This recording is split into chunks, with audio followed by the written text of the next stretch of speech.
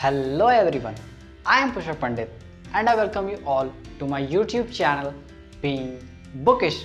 So guys, in the last video हमने बात किया था कि आपको कौन सा अच्छा 10 इयर्स लेना चाहिए। अगर आपने उस वीडियो को नहीं देखा तो आई कार्ड में दिए हुए लिंक को क्लिक कीजिए और पहले उस वीडियो को देख लीजिए। इस वीडियो में हम आपको बुक का एक रिव्यू देने वाले हैं। किस बुक का? तो MCQ बुक जो अभी आया हुआ है एग्ज़ाम 18 की तरफ से for ICSE class 10 2021 and 22 batch के लिए। एक्चुअली अभी ये एक मात्र बुक है जो आपके सामने प्रेजेंट है for the preparation of semester 1 end semester 2 और बहुत सारे कन्फ्यूजन्स हैं कि क्या क्वालिटी है इस बुक के क्वेश्चंस का, क्या मुझे इस बुक को परचेज करना चाहिए, will this book give me some benefit और नॉट। ठीक है, तो मैं आपको हर एक चीज़ इस वीडियो में पूरी तरह से क्लियर करने की कोशिश करूंगा। ओके, सो आपको एक काम करना है कि आपको वीडियो को एंड तक देखना है, बीच में छोड़ना नहीं है ताकि आपको हर एक पॉइंट क्लियर हो। मैंने इस बुक के साथ जितने भी चीज़ नोट किया आप देख सकते हैं, यहाँ से स्टार्ट होके यहाँ तक है, मतलब कि बहुत ही डिटेल्ड आपको एक्सप्लेनेशन मिलेगा और ये एक अनबायस्ड होने वाला है वीडियो। ठीक है, और एक बात बता दो, कोई प्रमोशन वोशन ऐसा कुछ नहीं है, एक पूरा अनबायस्ड आपको रिव्यू मिलेगा। पॉजिटिव्स भी जानने मिलेंगे और कुछ निगेटिव्स भी जानने मिलेंगे। ओके, सो गाइज जान लेते हैं कि सबसे पहले कि हम आपको किस बुक का रिव्यू देने वाले हैं। हम आपको मैथमेटिक्स का रिव्यू देंगे और इसमें जितने भी पॉजिटिव्स निगेटिव्स जितने भी चीज़ मैंने नोट किए वो सभी मैं आपको एक एक करके बताऊंगा और बहुत ही बढ़िया से आप सुनिएगा।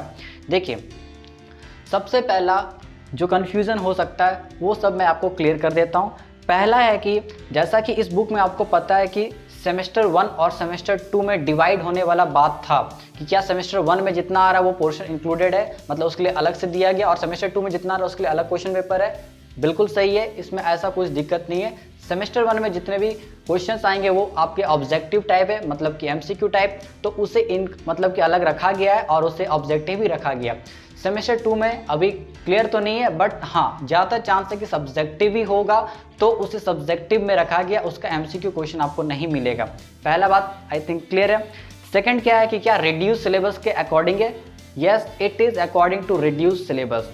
ठीक है, और फोर्थ अगर मैं आपको नेक्स्ट बात बताऊं इसमें क्या लिखा हो, तो मैं आपको आपके सामने एक स्क्रीन पे एक चीज़ मिलेगा, मैं उसे रीड कर देता हूं और आप उसे बहुत ही ध्यान से समझिएगा क्या लिखा हुआ है।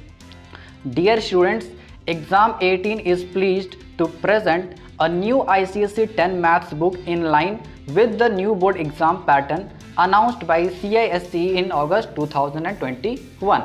Many of the questions are adapted from previous year board exam paper. इस चीज़ को नोट कीजिएगा आप लोग, क्योंकि इसमें ऐसा लिखा हुआ और इसमें ऐसा मेंशन है कि बहुत सारे जो इसमें क्वेश्चन है वो प्रीवियस ईयर से लिए गए हैं, और भी as well as best ICSE schools prelims paper जो आपका सैम्पल पेपर वगैरह होता है, तो उसमें से भी बहुत सारे क्वेश्चन लिए गए हैं in addition to many question. तो बहुत सारे न्यू क्वेश्चंस भी इन्होंने अडेप्ट किए हैं, तो उसके अलावा ICSE वाला क्वेश्चन और प्रीलिम्स वाला भी।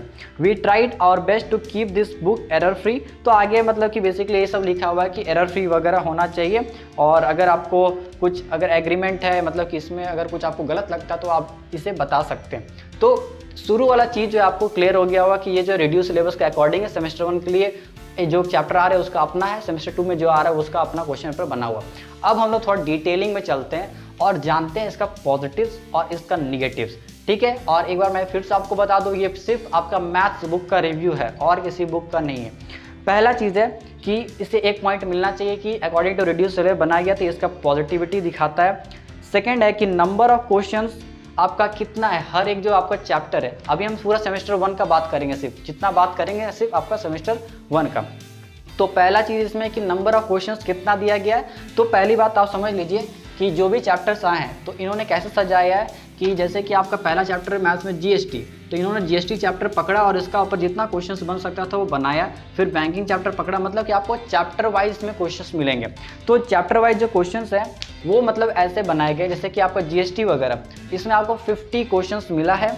इसमें जो है बैंकिंग में इसमें आपको जैसे कि 38 क्वेश्चंस वगैरह कुछ है, और बाकी जो चैप्टर है उसमें आपको 30 क्वेश्चंस मिला है। मतलब कि आपको 30 क्वेश्चंस से एवरेज ऑल मिला है, और किसी किसी में जैसे ये सब चैप्टर में किसी में 50 है, किसी में 38 है। तो एक हिसाब से अगर मैं बात करूँ तो 30 क्वेश्चंस करना सफिशिएंट है, उतना काफ़ी है। और किसी किसी में जैसे ज़्यादा भी दिया गया तो वो भी ठीक ही बात है। बस यहाँ पर एक निगेटिव चीज़ है कि अगर यार आपने एक में अगर 50 क्वेश्चंस दिया तो दूसरे में 38 क्यों दिया, तीसरे में 30 क्वेश्चन क्यों दिया, अगर देना तो सबको प्रॉपर देना था। तो ये मुझे थोड़ा सा हल्का सा निगेटिव चीज़ लगा।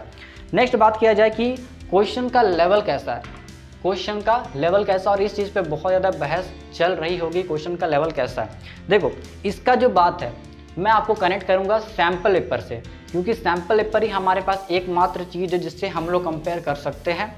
उससे कंपैरिजन अगर हम लोग करेंगे तो जो लेवल ऑफ क्वेश्चन है उसमें मुझे बहुत ज़्यादा दिक्कत नहीं है, सही बता रहा हूँ मैं, उसमें मुझे कोई ज़्यादा दिक्कत नहीं है। वो ऑलमोस्ट आपका सैम्पल पेपर के इक्विवेलेंट ही। अगर आप सैम्पल पेपर मैथ्स का देखोगे तो क्वेश्चन बहुत ज़्यादा हार्ड नहीं पूछे गए, बहुत ही मीडियम और एवरेज टाइप का, कुछ कुछ बहुत ईजी भी है। तो उस हिसाब से इसमें आपको जो भी क्वेश्चंस मिलेंगे वैसे ही मिलेंगे। हाँ, इसमें ये बात ज़रूर है कि कुछ कुछ क्वेश्चन इतने ईजी दिए गए हैं कि वो आप मतलब एक्सपेक्ट नहीं कर सकते। तो चलिए उतना थोड़ा बहुत चलता है, ठीक है, तो उसे हम लोग नेगलेक्ट कर सकते हैं। बाकी जितने भी क्वेश्चंस है वो सैम्पल पेपर के अकॉर्डिंग ठीक है। क्यों सैम्पल पेपर के अकॉर्डिंग ठीक है, इसका एक चीज़ मैं रीज़न और बता दूं। क्योंकि अगर आप एक चीज़ देखोगे तो आपका अगर MCQ टाइप का एग्ज़ाम आ रहा है तो आपका पहली बात तो गारंटी है कि बहुत ज़्यादा हार्ड क्वेश्चन नहीं आएगा, क्योंकि मैक्सिमम मार्क्स अगर आप मैथ्स में देखो तो 1 है और आपका सेक्शन बी है उसमें आपका 2 है।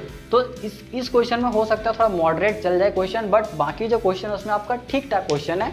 एक दो हो सकता है बहुत ज़्यादा हार्ड हो, लेकिन जो भी बाकी है वो MCQ टाइप मतलब 1 मार्किंग के लिए, तो एक हिसाब से उसके लिए ठीक है।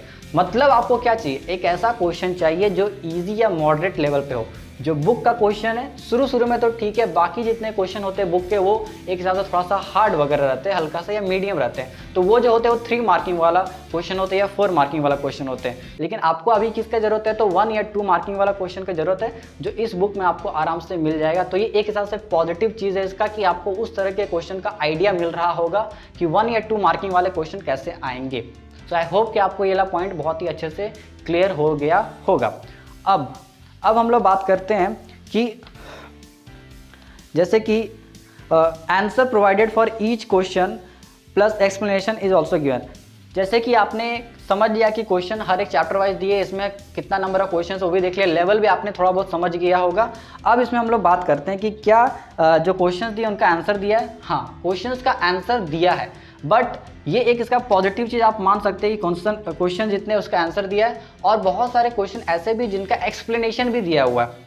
बट यहाँ पर एक निगेटिव चीज़ मुझे क्या नज़र आई कि जैसे कि अगर आपको कोई चैप्टर जिसमें 30 क्वेश्चंस है, उसमें से जैसे कि आपका थ्योरी टाइप का जो क्वेश्चन होता है, क्योंकि आपको पता है कि हर क्वेश्चन इसमें जो बनाया गया वो मतलब कि पूरी मतलब क्वेश्चन नहीं है। और अगर आप सैम्पल पेपर में देखो तो बहुत सारी चीज़ें जो थोड़ा कंसेप्ट के आधार पे क्वेश्चन बनाया गया तो वो आपको मिलता है। तो इसमें अगर मान लेते हैं 10 क्वेश्चन थोड़ा कंसेप्टुअल है और जो बाकी 20 क्वेश्चन है वो मतलब एक हिसाब से चैप्टर का क्वेश्चन है।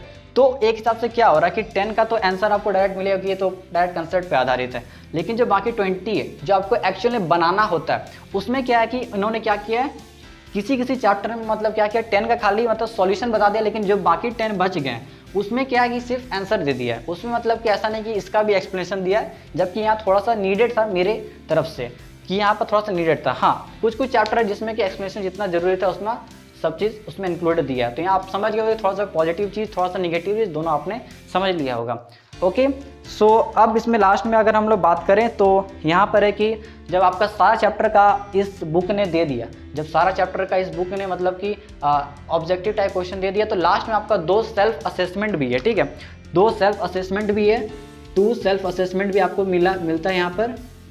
तो ये जो असेसमेंट है ये कितना मार्क्स का रखा गया, तो 80 मार्क्स का रखा गया। मतलब कि 2 एक हिसाब से सैम्पल पेपर है। तो इस 80 मार्क्स में क्या होगा, जितने भी आपका ऑब्जेक्टिव वाला चैप्टर आ रहा है, जितना भी ऑब्जेक्टिव वाला चैप्टर है उसका मतलब एक हिसाब से एक पूरा मतलब कि एक हिसाब से टुगेदर करके एक क्वेश्चन बना दिया गया 80 मार्क्स का। तो यहाँ पर जैसे कि ये बात तो अच्छा है कि 80 मार्क्स का बना दिया गया, लेकिन हमें पता है कि जो आपका सेमेस्टर 1 आएगा वो आपका तो 40 मार्क्स का आएगा। तो ये थोड़ा सा मुझे हल्का सा नेगेटिव लगा कि अगर यहाँ पर अगर ये सेल्फ असेसमेंट 40 मार्क्स का होता तो ज़्यादा बेहतर रहता। लेकिन अगर आप इसके पॉजिटिविटी तरफ देखोगे तो यहाँ पर क्या है कि आपको ज़्यादा नंबर ऑफ क्वेश्चन मिल रहे होंगे, कि 80 मार्क्स का तो थोड़ा ज़्यादा क्वेश्चन मिल रहे होंगे, तो आप ज़्यादा प्रैक्टिस कर सकते हो। तो जिसको जैसा मतलब कि सूटेबल रहता है वो अपने हिसाब से सोच ले कि इसका एडवांटेज उसके लिए है या उसके लिए डिसएडवांटेज है। ठीक है, तो यार ये सारी बातें जो थी ये सेमेस्टर 1 के लिए थी और मेरे ख्याल से मैंने हर एक डाउट को क्लियर कर दिया होगा। अब हम लोग सिंपल सी बात करते हैं सेमेस्टर 2 के बारे में कि सेमेस्टर 2 का जो क्वेश्चन पेपर बना है वो कैसा बना है। तो एक चीज़ याद रखो, जो सेमेस्टर 2 का क्वेश्चन पेपर बना है वो आपका सब्जेक्टिव बना है, क्योंकि ऐसा इन्होंने मान के चला है कि जो सेकेंड सेमेस्टर वगैरह होगा आपका वो सब्जेक्टिव होगा, क्योंकि इसके बारे में आपको क्लियर कट आइडिया ना मुझे ना बोर्ड को है, किसी को पता नहीं है। बट हाँ, एक संभावना मतलब है कि हाँ सब्जेक्टिव ही होने का ज़्यादा चांस है, तो इन्होंने सब्जेक्टिव बनाया है। ये बात आपको क्लियर हो गई। सेकेंड बात क्या है कि आपको जैसे सेमेस्टर 1 का जिसमें क्वेश्चन पेपर बना हुआ था वो क्या था, चैप्टर वाइज था। क्या था, चैप्टर वाइज, मतलब एक चैप्टर उठाया उसका ऊपर जितना क्वेश्चन बन सकता था। तो इसमें इन्होंने ऐसा नहीं किया है सब्जेक्टिव में। इन्होंने क्या किया कि इस सेमेस्टर 2 में एक बात मतलब अच्छा यहाँ पर क्या कि सेमेस्टर 2 का जितना चैप्टर्स था उतना ही क्वेश्चन बनाया है। ठीक है, ये एक इसका पॉजिटिव बात है कि जो सेमेस्टर 2 में जितना चैप्टर्स वगैरह आ रहे थे उन्हीं से इंक्लूड किया है। तो मेनली इन्होंने क्या किया, चैप्टर्स के लिए अलग अलग क्वेश्चन नहीं निकाला। आपको क्या किया बेसिकली 5 आपको एक हिसाब से वही 5 आपको मिल जाता है mixture of all chapter. Basically आपको जो वहाँ पर एक सैम्पल पेपर मिल रहा था, जो फर्स्ट सेमेस्टर 1 के बाद आपको 2 सैम्पल पेपर वगैरह मिल रहा था, तो यहाँ पर आपको क्या 5 सैम्पल पेपर मिलेंगे। ठीक है, 5 सैम्पल पेपर बोलिए या प्रैक्टिस पेपर बोलिए या फिर जो बोर्ड में इसमें कहा गया है। ठीक है, तो सैम्पल पेपर या प्रैक्टिस पेपर जो माने, तो एक एक जो सैम्पल पेपर या जो प्रैक्टिस पेपर है उसमें इनमें जितना भी चैप्टर्स आ रहा है उसका पूरी क्वेश्चन आपको मिल जाएगा एक साथ, पूरा एक साथ मिलेगा। और वो जो होगा वो 80 मार्क्स का क्वेश्चन है और इसका जो है इसका आपको सॉल्यूशन भी मिलता है। तो इसमें ऐसा नहीं खाली आंसर लिखा है, इसके लिए इन्होंने ठीक किया कि पूरी का एक्सप्लेनेशन दिया, मतलब कि जो सॉल्यूशन पार्ट होता है हर एक आंसर का आपको सॉल्यूशन पार्ट मिलता है। ओके, सो यही चीज़ था। सेमेस्टर 2 में बहुत ज़्यादा नहीं है कि सब्जेक्टिव है, जितने चैप्टर्स है उनका एक कलेक्टिव क्वेश्चन, मतलब कि आपको 5 सैम्पल पेपर मिलेगा कि एक सैम्पल पेपर है उसमें 80 मार्क्स का क्वेश्चन उन्होंने बना दिया सारे चैप्टर्स को जोड़ के। तो यही चीज़ है और इतनी ही चीज़ है यहाँ पर, और तो यहाँ पर कुछ ज़्यादा चीज़ नहीं है। लास्ट में हम लोग बात करते हैं कि क्या मुझे इस बुक को परचेज़ करना चाहिए या नहीं करना चाहिए। तो इसके बारे में मैं एक सिंपल सा चीज़ बताऊँगा कि अभी आपके पास और कोई ऑप्शन ज़्यादा नहीं है।